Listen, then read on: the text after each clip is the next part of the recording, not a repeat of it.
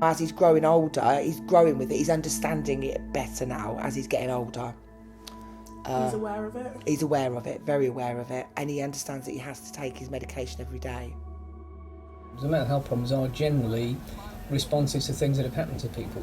You know, people don't just suddenly, become depressed for no apparent reason. People become depressed usually because a load of bad things have happened to them over a period of time, and they kind of feeling like giving up because they think, what's the point?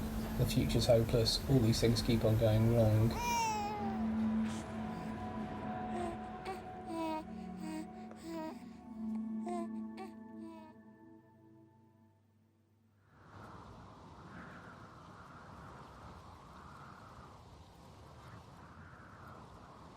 Mental health is something you can't see, whereas if you've got a cold, you can hear you've got a cold, you can see you've got a snotty nose or something like that, and you can see your point. But with mental health, you can't see, and you can't see when it's coming either.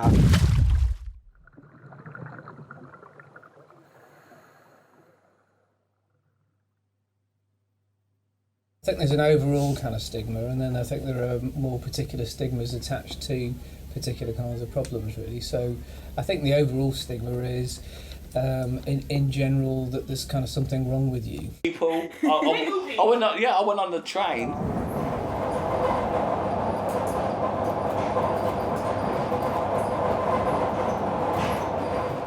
As an individual, people feel like they're made to feel like they're not a normal person, that they're kind of abnormal in some way, that there's maybe something fundamentally wrong with them, in a biological sense. And everything was small.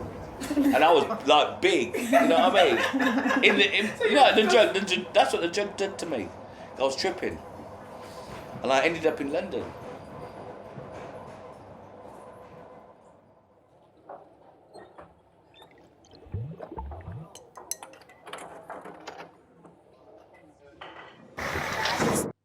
When I tried to get him hospitalised and sectioned, because obviously he really needed some help, and I didn't know what to do, I was panicking.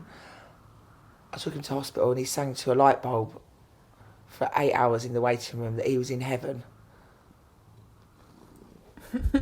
Don't laugh, it's your dad.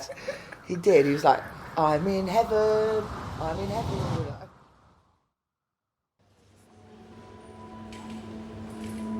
And a kind of moral feeling about that. It's kind of like the person's bringing it on themselves.